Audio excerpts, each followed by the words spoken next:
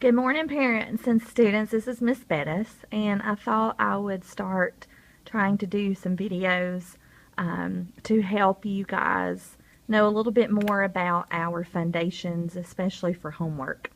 So just bear with me as I try to get our technology and videoing and writing at the same time down pat. But I just thought that I would take a few minutes.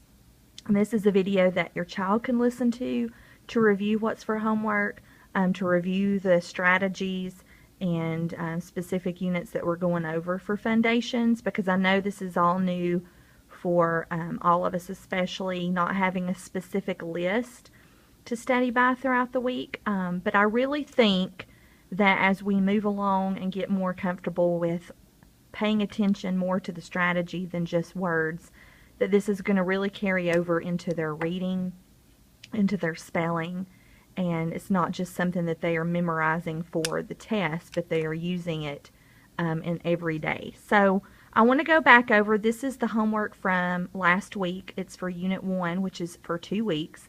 So this part here was for last week. This part will be for this week.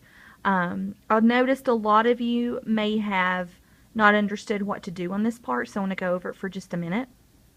This part, it gives a specific day that you can go over it.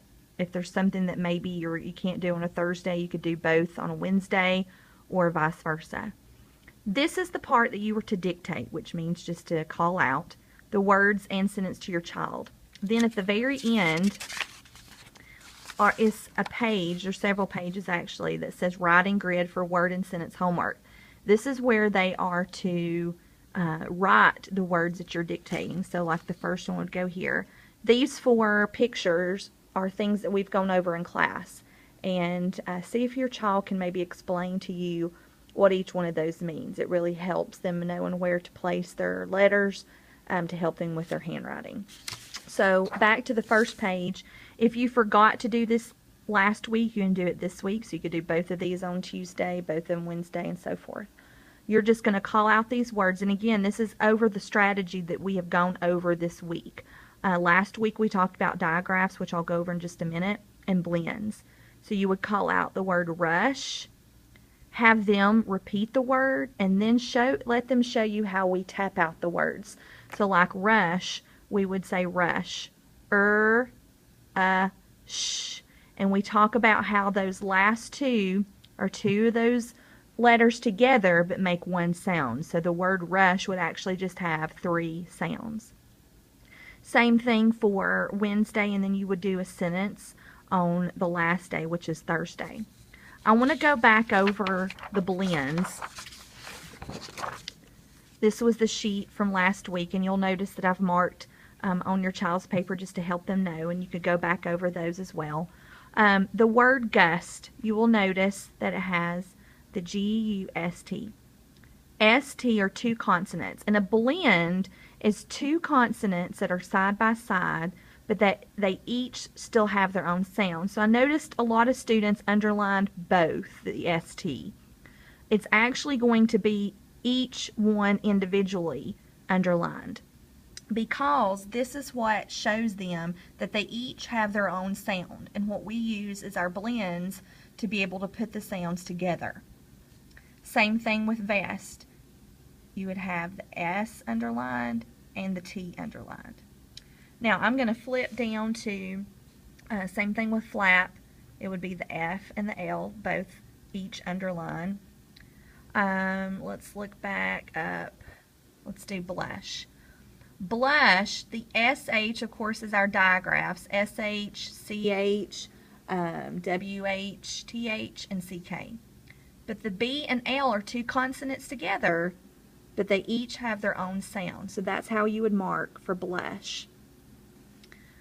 Same thing with click. The CK would be 1 line because they make 1 sound, and the C and the L would each have their own. Now the word pinch, I'm going to come back up here. You will notice that the CH is going to have 1 sound, but there's still a consonant that's beside this. So this N is beside this consonant. So it's still going to be underlined, but it has its separate line and separate sound.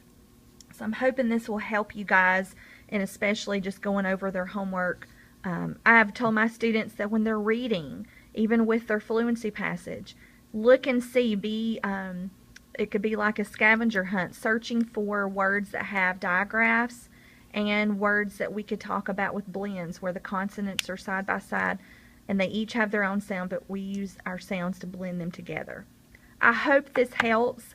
I will try and do these videos throughout the week to help you guys sort of go over what they've gone over throughout the week. This page we did last week. This page they did great on. And then this page we will be going over this week. So I'll be sending you a separate video talking about the different syllables. And you can always refer back to the colored sheet of paper I put in their reading folder. It's a resource that you can use throughout this whole year, but it gives you just specific examples and definitions of what a lot of the syllables are. But again, I'll send you a separate video talking about this. Hope you guys have a great day.